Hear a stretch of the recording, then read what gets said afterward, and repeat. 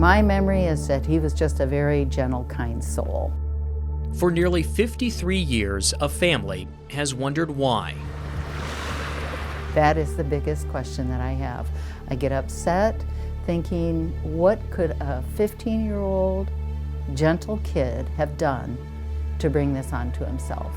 Why their brother? We're zooming around all these country roads, and I knew that we were looking for Terry. Why the beach? His head was the size of a pumpkin, and he was a skinny kid. He was that swollen up. And they shoved his face in the sand till he couldn't breathe anymore.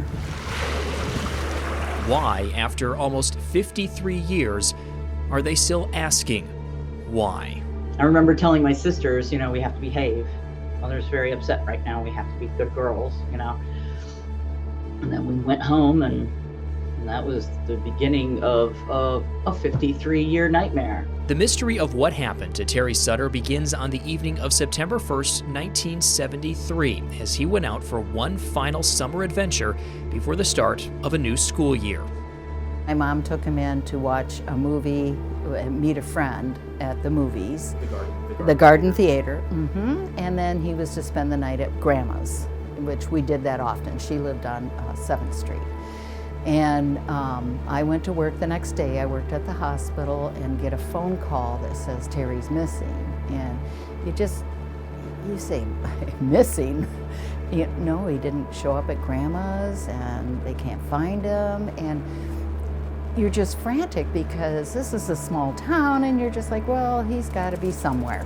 And no way did we ever think he'd end up dead. Terry's body was later found on the Lake Michigan shoreline. An autopsy ruled Terry's death was caused by massive sand inhalation. It would be like strangling somebody, and it's personal, and you're in their face doing it. You have time to stop, and they didn't stop. They chose to make sure he didn't survive. And then they went the extra step to make it look like he fell down the bluff. But he wasn't in the water long enough because someone even said to me, oh, his head the size of a pumpkin. But several weeks later, police requested a second autopsy. This one ruled Terry's death a drowning. No foul play, complaint closed. That would have been the most violent accidental drowning had it actually taken place. On a smooth, sandy beach, and they thought that would shut the door. But it didn't. No. You can't, inquiring minds want to know. So do pained family members, people that are living in anguish. Eventually, investigators would take another look. A grand jury got the case at one point, and now state police have the lead, but there's still only theories and speculation. I was getting little tidbits from someone that I went to school with, and she was telling me that a guy that she had dated confessed, and that he was going around town confessing while sitting at the bar and bragging about it.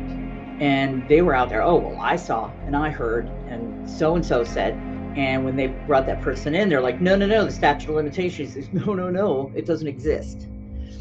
So we've had several false starts over the years. And after more than a half century of waiting, Terry's family has grown tired of the false starts, the dead ends, and the endless list of rumors. They simply want to finally stop having to ask why. We would appreciate just knowing some things. If it was bullying gone absolutely nuclear, we would like to know that too. We didn't mean to do it. Oh my God, we messed up. It's like being in a waking nightmare, honestly. There's some days when I just wake up and I don't remember that it happened. It's not there yet. And then I wake up and I start doing my things and getting my coffee and making my breakfast or whatever. And then I realize I'm down a brother. And there was no reason for it. I know there's answers out there, and I know people know. And, all we want is who did it. If it's 1, 2, 10 people, that's all we want. And it's not closure, because we'll never have closure, because he was our flesh and blood, he was our brother, and we loved him. But we'll have an answer. If you have any information about what happened to Terry Sutter, contact Michigan State Police. For 9 and 10 News, I'm David Leiden.